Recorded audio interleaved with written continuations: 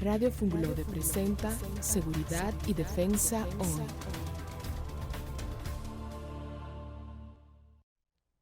Muy buenas tardes y bienvenidos nuevamente a su programa Seguridad y Defensa Hoy. En un programa que trae una invitada bastante especial haciendo alegoría a lo que es este mes de marzo, el mes de la mujer, que lo hemos dedicado totalmente a figuras femeninas que se destacan en la materia de seguridad, tanto en lo que es la seguridad privada como la seguridad nacional. Y bueno, con nosotros vamos a tener a la abogada e investigadora en criminología y gestión de la seguridad, la doctora Olga Espinosa, quien nos va a estar hablando sobre lo que es el rompimiento del paradigma de la mujer ante, digamos, el uso de estrategias de lo que viene a ser la seguridad ciudadana y cómo figuras de esa categoría, pues obviamente se destacan y van rompiendo todo lo que son los esquemas que anteriormente encontrábamos en lo que viene a ser esta rama, ¿no? Y dándole la bienvenida a mi amigo William. ¿Cómo está usted, don William? Colega, hermano, qué bueno tenerlo por acá con nosotros. Excelente, buenas tardes para nuestra tele y radio audiencia, nuestro colega César Polanco. Estamos bien, gracias a Dios, con un fin de semana bien activo y trataremos de dilucidar diversos tópicos del acontecer diario en nuestro Bueno, país. vamos a recoger un poquito de lo que dice William, de que estuvo bien activo este fin de semana. Y como ustedes sabrán, bueno, pues ha ocurrido algo que, digamos, rompe los esquemas de lo que viene a ser digamos, una trama política, ¿no? De lo que viene a ser una persecución, digamos, hasta cierto punto, de actores políticos del gobierno pasado que se habían visto involucrados presuntamente, claramente porque todavía no hemos visto una sentencia definitiva, presuntamente en casos de corrupción. Ustedes saben de quiénes estamos hablando del Partido de la Liberación Dominicana, en conjunto 3 figuras muy importantes de ese partido que en este fin de semana fueron apresados por el Ministerio Público de la República Dominicana, nada más y nada menos que Donald Guerrero, Gonzalo Castillo y José Ramón Peralta, antiguo ministro administrativo de la presidencia, si no me equivoco, ¿verdad, William? Eso es correcto. Y toda esta situación ha degenerado en un, digamos, un vaivén de diferentes situaciones, de diferentes escenarios realmente, donde pues en el día de ayer pudimos dilucidar lo que fue un atentado contra la justicia dominicana, en lo que llamamos, digamos, una copia criolla, como le han dicho muchos, a lo que fue los acontecimientos del Capitolio del 6 de enero en Washington, D.C. en el año 2020. Otros también comparan con lo ocurrido en Brasil, luego de la victoria del presidente Lula da Silva. Y realmente, haciendo alusión a toda esta situación y mucho que hemos conversado en otras temporadas sobre este tema, lamento decirles que no es para nada parecido, por lo menos lo que respecta a mi opinión personal, lo ocurrido en el día de ayer con lo que ocurrió y lo que está ocurriendo ahora mismo en los Estados Unidos, principalmente con la persecución política que existe contra el expresidente Donald Trump. ¿Y por qué es diferente? ¿Por qué decimos que esto es una situación que va caminando a un escenario totalmente distinto, muy delimitado? Bueno, porque hemos visto que parte de las figuras que son emblemáticas dentro de este partido, pues tomaron acciones en el momento en que se produjeron los estragos frente al Palacio de Justicia, tratando de calmar los ánimos de las personas que se encontraban ahí. Y también hemos visto que claramente, quizás como un tema de estrategia comunicacional, que dicho partido pues ha dicho, valga la redundancia, que hubo personas infiltradas del partido oficialista dentro de su protesta.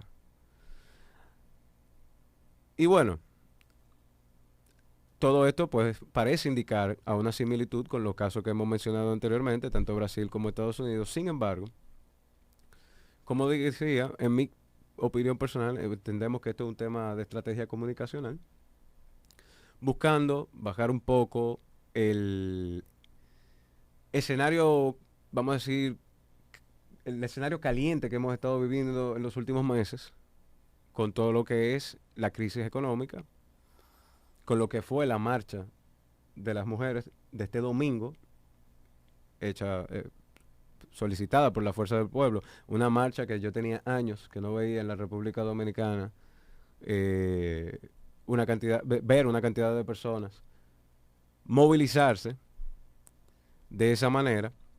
Y pues obviamente esto, digamos hasta cierto punto como estrategia comunicacional, pues desvía la atención de lo que es el verdadero problema que estamos viviendo en la República Dominicana y que lo hemos mencionado en cantidad de ocasiones, que es el tema de la inseguridad ciudadana y los altos precios de la canasta básica. Y a raíz de esto, pues nos dirigimos a entrar a temas que ya van mucho más relacionados a lo que es la seguridad ciudadana. Sin embargo, sea cual sea la realidad de lo que pasó en el día de ayer, eso nada más lo saben los actores que estuvieron involucrados. Así es. Realmente llama a la atención, a la reflexión a la sociedad dominicana primordialmente, de cuáles son las representaciones políticas que nosotros elegimos cada 4 años, hacia dónde conllevan esas decisiones, y de si realmente existe una supuesta independencia de lo que es el Ministerio Público, algo que en innumerables ocasiones, pues, muchos expertos, juristas y también cualquier sociólogo o politólogo les puede decir que es inexistente. Eso es algo, una figura que realmente es muy difícil tener una independencia plena como Ministerio Público de lo que es, pues obviamente la línea gubernamental, ¿no? De la administración pública como tal. Y bueno, en ese escenario, pues entonces nos vemos en el día de hoy. Esperemos que se siga el debido proceso. Esperemos que se respete, obviamente, la presunción de inocencia. Como juristas no podemos alegar otra cosa, porque lo que va viene muchas veces, no solamente desde un aspecto político, sino también histórico. Y gracias a Dios, pues obviamente en el caso de nuestros camaradas, ex amigos, ¿no? Ex amigos no, ex miembros de la administración pública, pero ex amigos de todo, porque el que está preso, pues obviamente muchas veces pierden hasta los amigos que tenía a su alrededor, y es que se conocen las verdaderas amistades. Pues veamos hasta dónde llega, si realmente esto que se ha producido, digamos, ataque a la democracia dominicana, tanto de la parte que se ve involucrada como la que se ve afectada, pues obviamente tome las riendas de lo que debe de ser un debido proceso judicial y no nos vayamos al populismo penal, que es realmente lo que hemos visto en los últimos 4 años con los otros casos, de lo que yo de manera jocosa denomino el fondo de bikini, el caso de los fondos de bikini, por los nombres que le ponen de calamar y etcétera. Entonces esperemos que ya en la medida de lo posible, pues el Ministerio Público haga su trabajo. Ahí hay excelentes profesionales. Y también que se dilucide la verdad, que salga la verdad, que el pueblo dominicano se la merece y merece la administración pública hasta cierto punto un precedente que permita que otras administraciones públicas pues no pequen de las mismas acciones que la anterior había realizado. Así que nada, nos vamos a una pequeña pausa. Quería... Sí, Sí, claro, sí, cuénteme. Claro. Buenas tardes de nuevo. Ese tema que usted acaba de tocar, muy bien. Yo por mi parte me voy a referir a lo que es la seguridad ciudadana, porque en este fin de semana el director general de la policía, en compañía del ministro de Interior y Policía, hicieron un lanzamiento con relación a los miembros de la policía auxiliar, diciendo que 500 de estos serán designados para servicio en la policía escolar. Y allí van a sustituir esta misma cantidad de miembros, quienes entonces serán retornados a su institución madre, como ellos lo llamaron, que es la Policía Nacional en sentido general, donde serán reentrenados y desempeñarán diversas tareas porque serán diseminados, valga la redundancia, en diversas unidades. Entonces, para poner esto en contexto, yo debo mencionar el decreto 314 del año 2006. ¿Por qué? Porque mediante ese decreto, el doctor Leonel Fernández Reina, en su segundo mandato constitucional como presidente de la República, ordenó integrar la policía auxiliar para que apoye a la Policía Nacional en sus tareas. No obstante, en el año 2007, el presidente Leonel Fernández emitió el decreto número 62-07, mediante el cual creó el reglamento para la policía auxiliar. Y en su artículo 1, este decreto define el objeto de la policía municipal. El objeto es lo que dije anteriormente, es realizar labores en beneficio de la seguridad ciudadana apoyando a la Policía Nacional. Y dentro de su misión, estas tareas específicas consistían en realizar patrullajes en lugares donde los niveles de riesgos fueran ínfimos, menores, y labores administrativas. Entonces, ¿dónde entra la dicotomía? Es que la policía escolar es una unidad operativa. Entonces, si estos policías auxiliares están formados para realizar tareas para contrarrestar la inseguridad ciudadana, pero en lugares de menos riesgos, ¿de qué estamos hablando? De que tú no lo puedes utilizar en la parte alta del Distrito Nacional, tienes que utilizarlo en la parte céntrica, parte comercial, es una especie de presencia, porque no están formados para realizar tipos de arrestos, dependiendo del evento que se esté suscitando. Esto es presencia policial.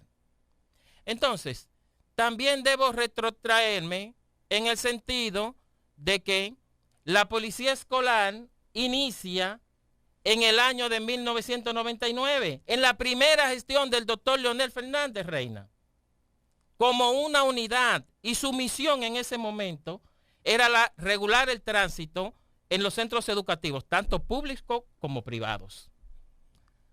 Excelente. Pues bien, entonces, ¿a qué es lo que me quiero referir? Es que hacen este lanzamiento, lo presentan como novedoso, pero realmente no le dan honor a quien lo merece. Esas dos unidades de la policía, que hoy la policía escolar es una dirección especializada, fue creada en la gestión del doctor Leonel Fernández. La policía auxiliar fue creada en una de las gestiones del doctor Leonel Fernández. El comisionado de la policía, Pepe Vila, a todas anchas, dijo que la policía era un antro de corrupción, desde la dirección general hasta el último raso. ¿Y por qué en este lanzamiento no salió a relucir que esas unidades fueron creadas por un líder democrático, participativo, proactivo, disruptivo?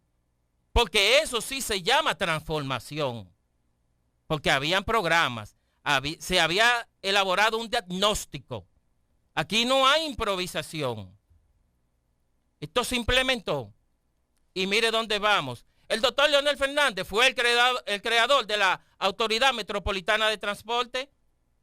en el año 1997, fue el creador de la Dirección Central de Investigaciones Criminales, DICRIM, de la Policía Nacional en el año de 1999. Entonces, eso sí es transformación, porque son unidades importantes de la Policía Nacional.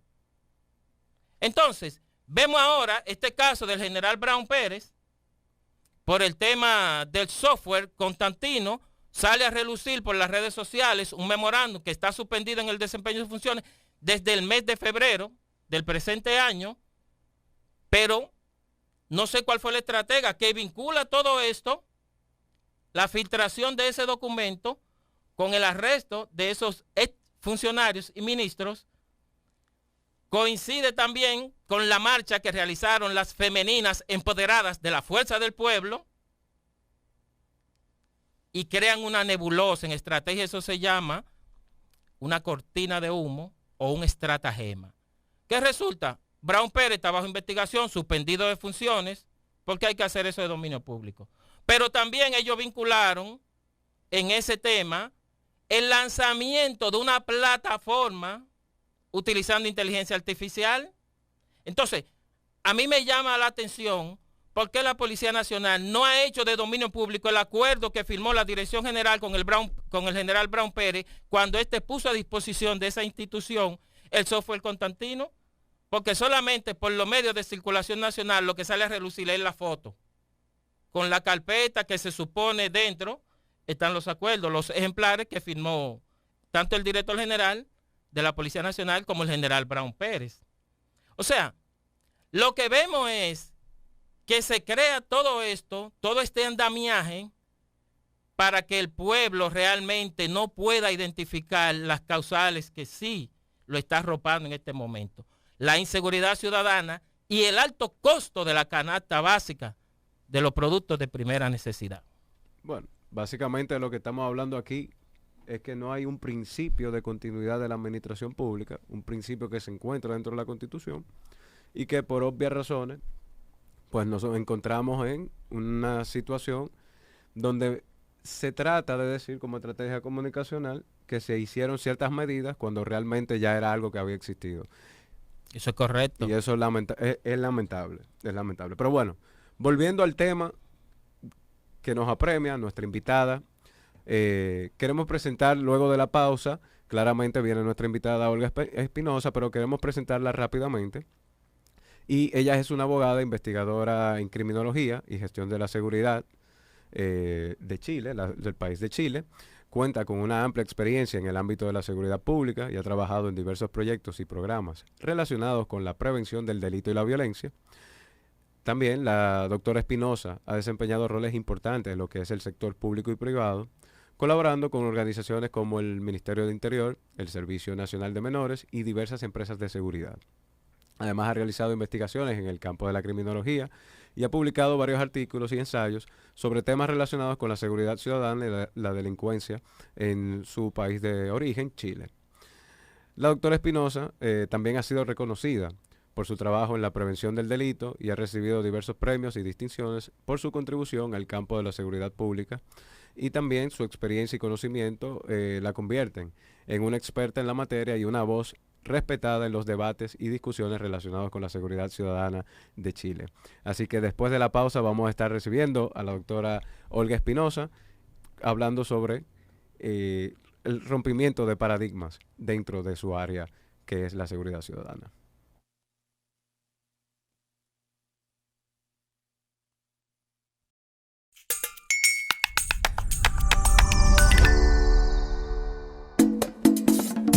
El Diccionario Cultural Dominicano nace como una iniciativa de Jimmy Sierra y la Fundación Global Democracia y Desarrollo, y llega como respuesta a las inquietudes culturales de los dominicanos y de los demás ciudadanos del mundo.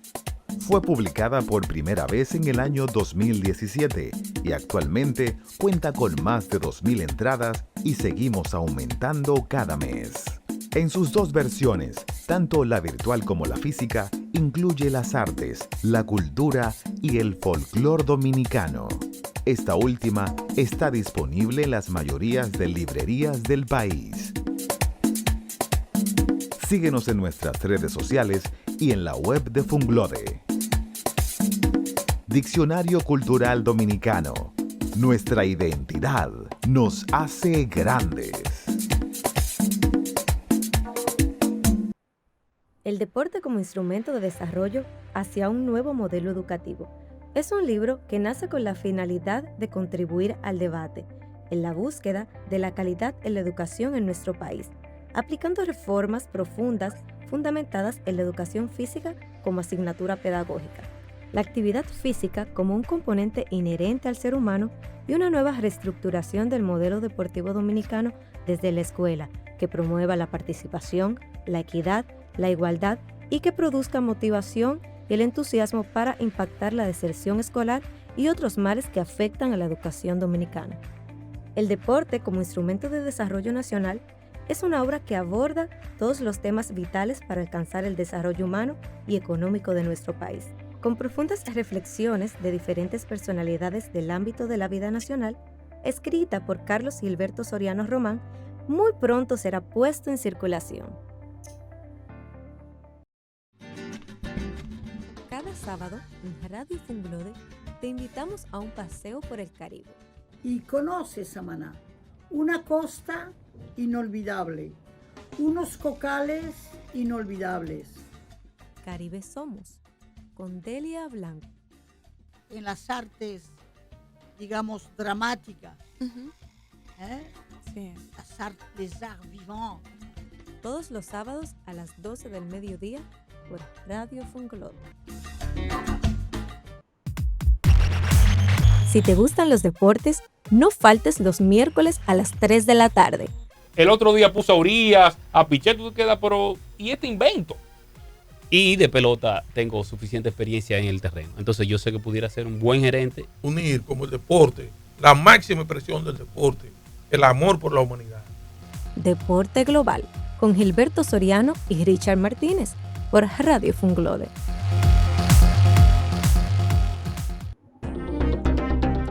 Todo lo relacionado con noticias nacionales e internacionales lo tienes aquí. Sin lugar a dudas, como tú bien dices, inician así y luego las muestras en la región son lamentables. Contra los talibanes y usted no lo está apoyando, usted le está abriendo las puertas a los talibanes.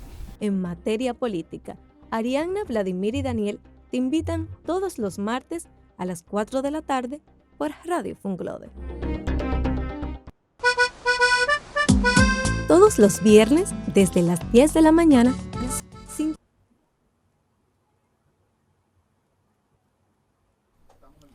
Muy buenas tardes, distinguidos radios y escuchas de nuestro programa Seguridad y Defensa Hoy, que se transmite como cada martes a través de Radio Funglode y en diferido por las diversas redes sociales, Spotify, Apple Music y de igual manera el canal 80 de Altiz y de Claro. Ya entonces entraremos en materia, ¿no, verdad? Distinguido colega. Así es, así es. César Ya Polanco con nuestra invitada. Tenemos en vivo a la invitada Olga Espinosa acá con nosotros. Mucho gusto, doctora. Gracias por su tiempo, gracias por tener este espacio acá con nosotros. Y queremos comenzar rápidamente preguntándole por parte de nuestro amigo William, que está muy emocionado de tenerla acá. Buenas tardes, doctora Olga Espinosa. William Reyes. Buenas tardes, William, César. Es un tremendo gusto para mí estar participando junto con ustedes de esta discusión en Radio Funglode. Gracias por la invitación. Excelente. Y nosotros también nos sentimos regocijados con que usted haya aceptado. Así es. Ya sin más preámbulos, luego de que mi colega diera lectura a su perfil de manera sintetizado, pues entonces a mí me interesa que usted le explique a nuestros radios, escucha y televidentes, en qué consiste el curso Líderes para la gestión de la seguridad ciudadana y la justicia, tomando como referente el crimen y la violencia, que son las cosas que más afectan a la población de América Latina y el Caribe, que según tengo entendido es impartido por usted. Mi labor se concretiza de manera muy concreta en la coordinación y dirección del Magíster en Criminología y Gestión de la Seguridad Ciudadana dentro de la Facultad de Gobierno de la Universidad de Chile. Y dentro de este programa formativo que tiene como objetivo promover liderazgos en personas que puedan tener posibilidad de influir en el mejoramiento de políticas públicas en distintos ámbitos relacionados a la seguridad ciudadana y a la política criminal. Entonces, en términos generales, este es el gran ámbito de desarrollo profesional en el que yo hoy me encuentro. Y de manera mucho más concreta, estoy a cargo de toda la temática penitenciaria, al análisis y a la problematización de todo lo que tiene que ver con un ámbito dentro de la seguridad que corresponde a la política penitenciaria, la política que se desarrolla en el marco de la reinserción social como un componente clave de la seguridad ciudadana. Eso en términos sumamente generales. Al principio del programa, lo que era su resumen de toda su trayectoria. Y realmente, primero, más que nada, algo sumamente impresionante. Queremos felicitarle porque la verdad es que es un área que no es algo normal ver personas que tengan tanta capacidad, por lo menos lo que viene a ser el Ministerio Público de la República Dominicana, que de por sí hay buenos profesionales, pero no con esa gran entrega que tiene la doctora Olga Espinosa. Y me pregunto rápidamente, ¿cuál ha sido el mayor desafío que usted ha enfrentado en su carrera como investigadora en esta materia de la criminología? Bueno, son múltiples los desafíos que me ha tocado enfrentar. Algunos son en un plano más personal y otros son más bien en el plano más investigativo, en el plano de las temáticas que me ha tocado estudiar con mayor profundidad. Y desde esa perspectiva me gustaría ya ir introduciéndome a parte de los temas que ustedes muy gentilmente tuvieron a bien invitarme y que han ido comentando en estos primeros minutos introductorios como un tema clave, que es el relacionado a los temas de género y cómo las mujeres tienen protagonismo o quizás no lo tienen en todas estas temáticas que cruzan la seguridad, que cruzan la inseguridad, que cruzan la violencia, la criminalidad, etc. Entonces, desde esa perspectiva, yo creo que uno de los principales desafíos a los que me ha tocado observar, analizar, estudiar, ha sido el identificar la pobre y la muy limitada observación de este tipo de enfoque, el enfoque de género, para observar los temas de criminalidad en términos amplios y generales. Primero porque cuando nosotros hablamos de enfoque de género, parecería que estamos hablando solamente de cuestiones que tienen a ver con mujeres. Es decir, vamos concretizando y vamos limitando como un enfoque que es una forma de mirar distinto la sociedad, el mundo, nuestras relaciones personales, pero también las sociales, pasan a circunscribirse a una problemática que parecería está limitada exclusivamente a las mujeres.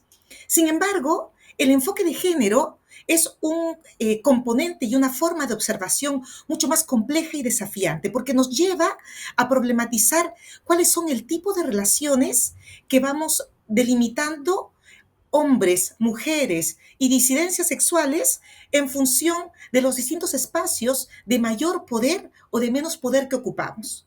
Así, por ejemplo, va a ser distinto en determinadas sociedades que una mujer se presente como víctima probablemente de algún tipo de agresión o de robo, etcétera, en donde si es una víctima que encaja dentro del formato esperable de víctima, es decir, aquella que es una víctima débil, mujer debilitada por diferentes circunstancias, etcétera, madre abnegada, va a ser muy bien valorada por la sociedad y todos vamos a querer protegerla. Pero si esa mujer de alguna manera puede ser transgresora, la sociedad completa va a cuestionar su rol de víctima y casi se va a convertir en una agresora potencial. Pero así como las mujeres vivimos y experimentamos estos matices que van juzgando nuestras actitudes, nuestros comportamientos y van definiendo qué se hace con nosotros, los hombres también enfrentan estos mismos dispositivos que van a ir delimitando la forma de valorar o no. Así, un hombre que se acerca dentro de el formato de hombre ideal en términos de masculinidad, en fin, de términos de compromiso y de actitudes sociales que son prestigiosas, va a tener probablemente una mayor aceptación. Es más, su delito va incluso a normalizarse, mientras que aquellos otros delitos cometidos por hombres que pueden tener situaciones de vulnerabilidad, consumo de drogas y unas multiplicidades que los acercan a una figura más monstruosa, probablemente van a ser mirados socialmente con mayor represión, con mayor juicio crítico, etc. Entonces, en el fondo, este asunto del enfoque de género nos debería llevar a permitirnos problematizar de una manera más cuestionadora, crítica, intentando hacer el juicio justo de lo que corresponden a los actos determinados. No sé si fui más o menos clara, pero creo que en términos de desafío me provocaron a generar esta reflexión. William, no sé si... Sí, gracias. Muy bien, doctora. Usted también, y lo pudimos contar en su perfil, que usted trabaja el tema penitenciario y el tema de la reinserción. Sí. ¿Qué podríamos resaltar de este tema? Porque vemos que en muchos países tenemos personas que fueron condenados, pero muchos se mantienen en el estatus preventivo y luego adquieren su libertad porque existen diversos modos para adquirirlas. Sin embargo, en vez de regenerarse en el tiempo que purgan de prisión, ya sea condenatoria o preventiva, en algunos casos lo que hace es que se degeneran. Entonces, aprenden una conducta de vida mientras están pasando por este proceso y cuando se reintegran a la sociedad, entonces aplican lo que aprendieron en esos centros. Entonces, es como diferente. Hablamos de reinserción, pero ¿cuál es la positividad de esta reinserción? ¿Cómo ustedes levantan esta estadística, esta data? ¿Cuáles son los indicadores que utilizan para ello? ¿Y qué programa tienen entonces para darle seguimiento? Porque lo que se busca es que esta persona entró allí porque cometió un delito o un crimen. Entonces, lo que se prevé es que cuando entonces se reintegre a la sociedad, pues entonces sea mejor persona y no lo contrario. Mire, es una excelente pregunta, William, la que me plantea y que me lleva a generar un análisis un poco más complejo. El tema de fondo es cómo nosotros generamos mejores condiciones para que cuando las personas cumplan una condena puedan insertarse entregando mayor seguridad, es decir, limitando y desistiendo de la mantención en la actividad delictiva, es decir, dejando de cometer delitos de manera muy concreta. Y ese es un tema extremadamente importante que no puede mirarse exclusivamente en el último componente y eslabón de la política criminal o la política de seguridad ciudadana. Porque una vez que las personas cometen un delito, corresponde generar todas las acciones para poder sancionar a las personas y determinar qué tipo de condena, qué tipo de sanción, qué tipo de castigo deben recibir. Y usted comentaba muy bien, William, que finalmente muchas veces las cárceles terminan convirtiéndose en escuelas del delito. ¿Y por qué eso sucede? Entre otras cosas, sucede porque el número de personas que termina derivándose a las cárceles es mucho mayor que la capacidad que tiene el propio sistema de recibir personas. Entonces llega un minuto Y lamentablemente no es solamente la historia de Chile, sino es la historia de República Dominicana, de Perú, de Ecuador, de Brasil. En fin, nuestros sistemas penitenciarios a nivel regional, sobre todo, tienen esta historia de hacinamiento y de sobrepoblación permanente, de sobreocupación. Entonces, ¿qué sucede? Las personas terminan siendo derivadas en mayor proporción de lo que el sistema tiene capacidad de recibir. Y cuando eso sucede, no existe posibilidad de diferenciar y decir, usted se va a este sector de personas primerizas que no han cometido actividades delictivas muy prolíficamente, por lo tanto tienen poca experiencia delictiva, y usted se va, sí, con las personas que han cometido delitos importantes y tienen alto compromiso delictivo, sino que la proporción de personas es tan alta que terminan todos mezclándose, porque no hay espacios para habitación, no hay espacios para alimentación, menos a veces hay espacios para realizar alguna actividad que sea propiamente de reinserción. Entonces, ¿qué sucede a la larga? Las cárceles terminan convirtiéndose en espacios en donde usted muy bien lo planteaba, terminan siendo espacios de contagio, en donde alguien que tiene mucha experiencia delictiva termina generando o imponiendo sus reglas a las que tienen que someterse quienes tienen menos experiencia y aprenden a vivir en las reglas de la actividad delictiva, porque es la única forma de sobrevivir dentro de la cárcel. ¿Qué significa todo esto? Significa de que nosotros lo que tenemos que hacer de manera inteligente y eficiente al momento de decidir cómo definimos nuestras políticas públicas en esta materia es ver a quiénes podemos evitar la posibilidad de que lleguen al punto de condena carcelaria, es decir, a quienes se les puede dar otro tipo de sanciones que no sean el de la cárcel, porque sabemos que si entran a la cárcel, la posibilidad de contagio criminógeno es sumamente alto. Entonces, de esta manera, reducimos la posibilidad de ingresos masivos y damos espacio para que quienes están dentro de la cárcel puedan recibir algún tipo de intervención que ayude a reducir sus posibilidades de volver a delinquir una vez que egresan. Y las formas que existen de poder generar este tipo de intervenciones son bastante diversas.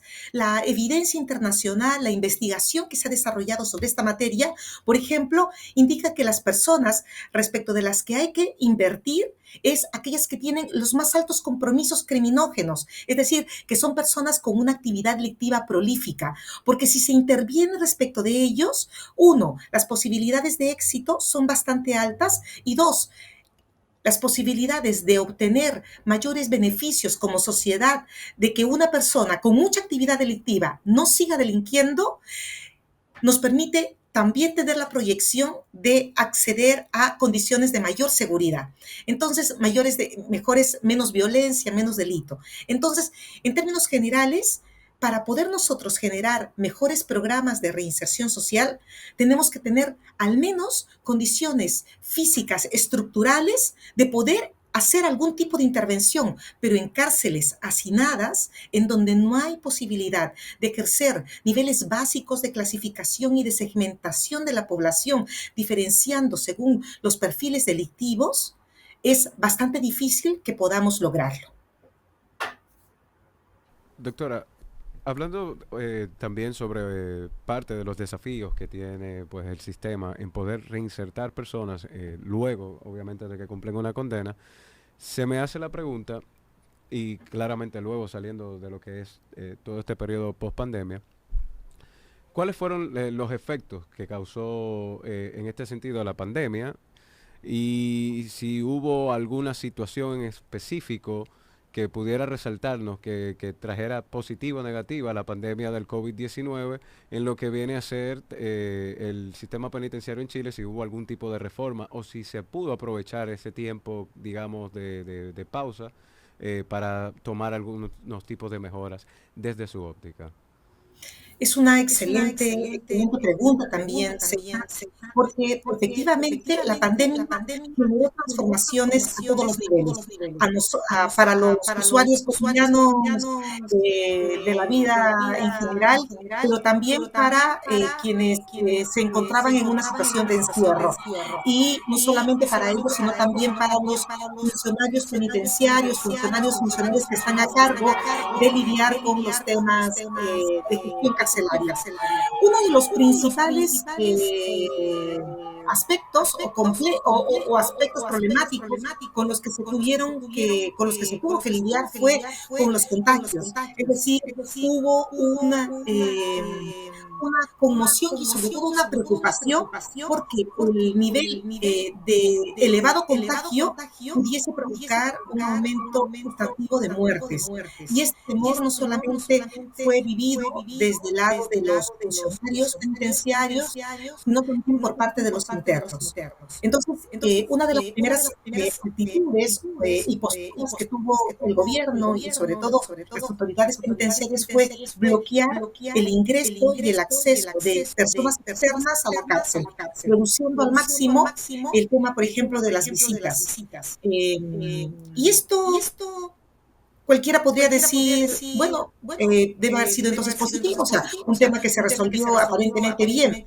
El tema problemático está en que la visita cumple una función fundamental, no solamente en las cárceles chilenas, sino en todas las cárceles latinoamericanas.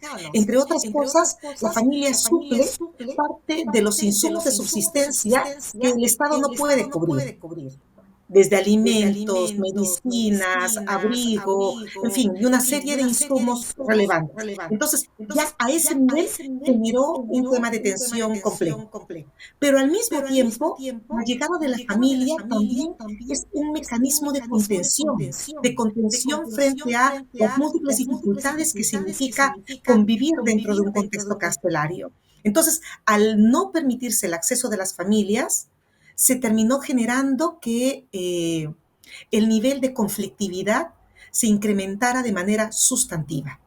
Esta situación, que de alguna manera fue también prevista y observada por las autoridades penitenciarias, produjo una serie de medidas o derivó en una serie de medidas que por lo pronto permitieron la comunicación y la apertura de la comunicación vía mecanismos como, por ejemplo, el uso de Internet a través de celulares o de algunos computadores dentro de la cárcel.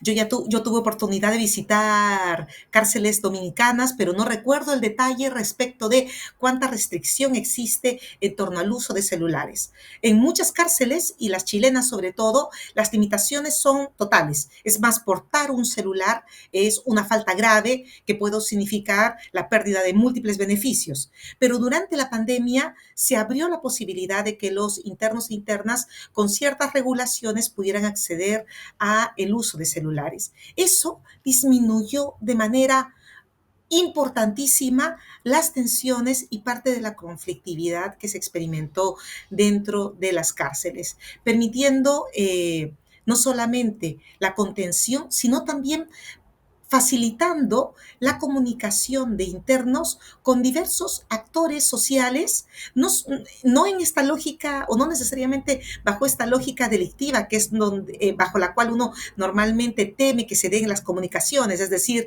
a través de delitos que se cometen dentro de la cárcel,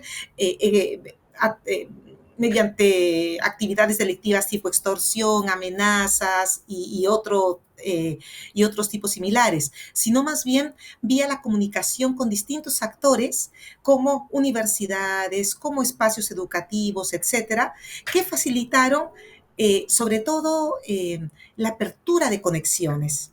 La cárcel, en términos generales, suele ser identificada como un espacio cerrado y ese encierro termina siendo perjudicial en varios aspectos.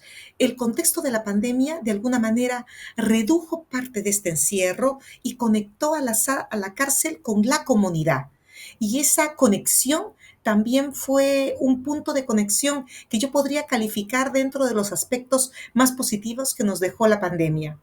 Lamentablemente, luego de reducirse los casos y los episodios pandémicos, se volvieron a implementar las restricciones anteriores y nuevamente el uso del celular, entre otros elementos de comunicación, se volvieron a restringir. Doctora, usted resaltó el tema del uso y la prohibición de los temas celulares, de los dispositivos móviles. cómo se autorizó, porque fue una estrategia a implementar en ese momento, que dio sus resultados. Ya normalizado el mundo, porque los niveles de la pandemia disminuyeron, entonces ustedes volvieron a aplicar lo que son sus protocolos en cuanto al sistema penitenciario. Me interesa saber si dentro de las facilidades, para nosotros poder ilustrar a nuestros radio y televidentes, si a los internos les es permitido las visitas conyugales, con qué frecuencia, si hay un protocolo para ello, o sea, debes hacer algo a cambio para que seas beneficiado con una visita conyugal. Y en cuanto a lo que es la seguridad, ese organismo de seguridad penitenciaria, ¿cómo lo reclutan? ¿Cuál es su entrenamiento o reentrenamiento periódicamente? Si forma parte de la Policía Nacional de su país, de las Fuerzas Armadas, si es una unidad independiente que pertenece al Ministerio Público. Entonces, a ver si existe la posibilidad de que usted pueda ilustrarnos. Le hice 2 preguntas. Sí, 2 preguntas en una. Sí, por supuesto, William, con todo gusto. En cuanto a las visitas conyugales, efectivamente en Chile existe la posibilidad de acceder a este tipo de visitas tanto en cárceles de hombres como de mujeres. Sin embargo, se exige, entre otros elementos, vínculos formales. Esta situación a veces es flexibilizada mucho más en el caso de las visitas de cárceles de hombres que en el caso de las mujeres. Sin embargo, no me ha tocado investigar en detalle cuánto de esas restricciones concretamente se materializan en la práctica. Lo que tengo entendido son indagaciones mucho más informales a ese respecto. Pero en términos formales existen protocolos y existen espacios que se han ido formalizando a través de la creación de ambientes específicos para la realización de las visitas conyugales, ambientes que se identifican como venusterios. Sin embargo, la práctica anterior y todavía lamentablemente la práctica existente en algunas cárceles es la conformación de carpas que llaman camaros en los gimnasios, que es donde también se reciben las visitas, y son unas especies de parcas donde finalmente se habilita para que se pueda materializar la visita conyugal. Este tipo de dispositivo informal tiene una serie de complicaciones porque le resta privacidad, en fin, hay además pequeñas mafias internas para el acceso a estos camaros, etcétera, y termina introduciéndose de alguna manera lógicas de gestión de manejo de mercados ilegales dentro de la estructura funcional de algunas cárceles donde todavía subsisten estas figuras de los camaros, que son estas carpas informales. Entonces, estamos en un contexto de transición hacia la formalización y con esa formalización a la entrega de mejores condiciones para que la visita conyugal pueda constituirse en un ejercicio pleno de un derecho al afecto en el otro, en otras palabras, y un afecto que además puede ser facilitador de un proceso de reinserción posterior del cumplimiento de una condena. Entonces, hay una serie de connotaciones positivas en el uso de este tipo de espacios de intercambio afectivo. Entonces, eso por un lado. En cuanto a su segunda pregunta, en relación a la formación que reciben aquellos que nosotros llamamos como funcionarios y funcionarias penitenciarias, nosotros en el sistema penitenciario tenemos la institución a cargo del sistema penitenciario, se llama Gendarmería de Chile. Gendarmería de Chile es la institución que responde por el cumplimiento de todas las sanciones penales, tanto las sanciones en libertad como las sanciones en privación de libertad. Y esta es una institución que depende directamente del Ministerio de Justicia. Es una institución un poquito ambivalente porque en su composición histórica es una entidad que surge como una rama del ejército, asociada al ejército y que luego se va independizando. Estoy hablando de principios del siglo XX aproximadamente. Y ya con el correr de los años va marcándose su independencia para finalmente, hace aproximadamente unas 4 o 5 décadas, ya estar instalada exclusivamente como un servicio civil a cargo o responsable o bajo la responsabilidad del Ministerio de Justicia. Entonces, este es un servicio civil en términos formales. Sin embargo, es un servicio que tiene al menos hasta 3 o casi 3 tipos de funcionarios. Funcionarios que son identificados como oficiales gendarmes, funcionarios que son identificados como gendarmes o también reconocidos como suboficiales, y luego los profesionales o civiles propiamente tal y personal administrativo. Entonces hay como tres grandes grupos dentro de Gendarmería de Chile. Los primeros, que son los oficiales, son aquellos funcionarios, aquel tipo de personal que va a estar a cargo de las labores de liderazgo en términos generales. Es el funcionario que va, entre otras cosas, tener a cargo la dirección de cada unidad penal, de cada cárcel, entre otras cosas, y puestos de liderazgo en distinto nivel. Este funcionario, en términos generales, recibe una formación en la Escuela de Oficiales de Gendarmería que dura aproximadamente 2 años. En el caso de los gendarmes o suboficiales, estos son formados en la Escuela de Suboficiales de Gendarmería y reciben una formación de aproximadamente 1 año. Estas formaciones tienen la pretensión de equivaler. En el caso de los suboficiales, están haciendo gestiones para que tenga una equivalencia casi universitaria, ampliándose el número de años de estudio, y en el caso de los gendarmes tengan una equivalencia de formación técnica.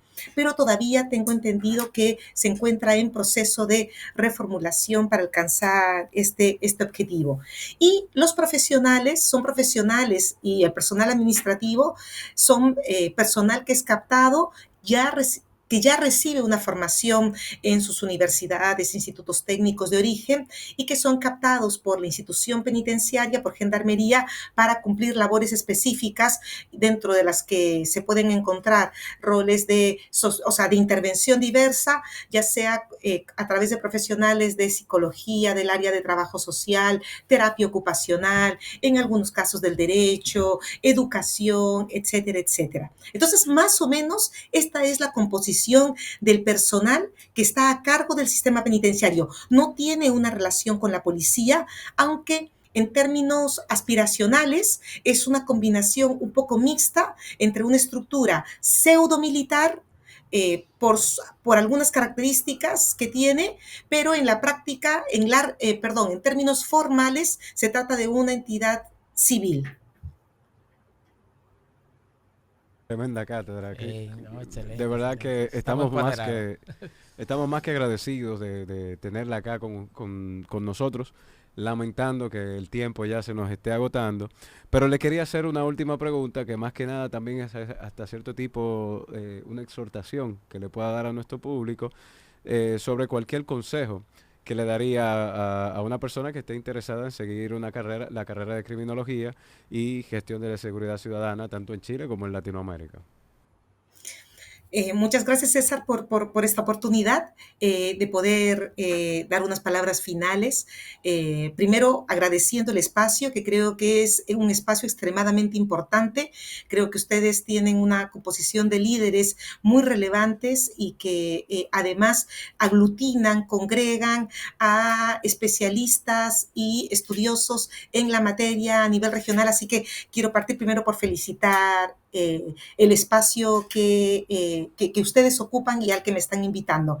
En segundo lugar, creo que es importante y fundamental que quienes están interesados genuinamente en trabajar en estas líneas, entre otros elementos, puedan introducirse desde una lógica que vaya más allá de la opinión pública, que es una opinión que muchas veces puede ser bastante más simple, exigiendo o limitándose a exigir simplemente el aumento de la punitividad como la mejor o la única solución a los problemas complejos que están asociados a la violencia y el delito y la inseguridad. Es necesario profundizar con la mayor diversidad de saberes confluyendo para poder tener una opinión integral que refleje efectivamente la complejidad de estos fenómenos, para poder justamente, conscientes de esa complejidad, poder apuntar a las mejores soluciones que, si bien es cierto, pueden recoger lo que se genera en el contexto anglosajón o incluso en el contexto latinoamericano,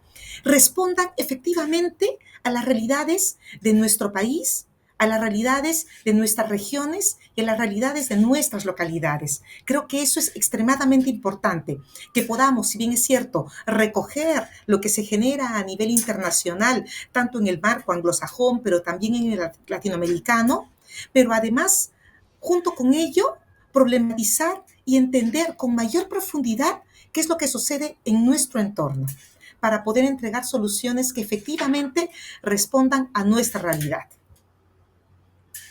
Excelente. Excelente, ¿no? Excelente intervención. Y bueno, ya vamos cerrando lo que es su programa Seguridad y Defensa Hoy, que lamentablemente no nos dio el tiempo. Ojalá que nos acompañe nuevamente, doctora Espinosa, acá en nuestro programa, y tenerla por acá sería más que todo un honor. Y luego de esa tremenda cátedra que nos han dado en el día de hoy. Y la verdad es que les exhortamos a que nos sigan siempre por nuestras plataformas sociales, en Instagram, Twitter, @seguridad y SID Hoy Radio, y @SID Hoy Radio también en Twitter. También para que nos sigan en vivo lo que es el programa de televisión, donde se ve este programa de Seguridad y Defensa Hoy, tanto en Altiz como, claro, en el canal 80. Así que nada, nos vemos en el próximo programa de Seguridad y Defensa Hoy, como siempre, a las 2 de la tarde.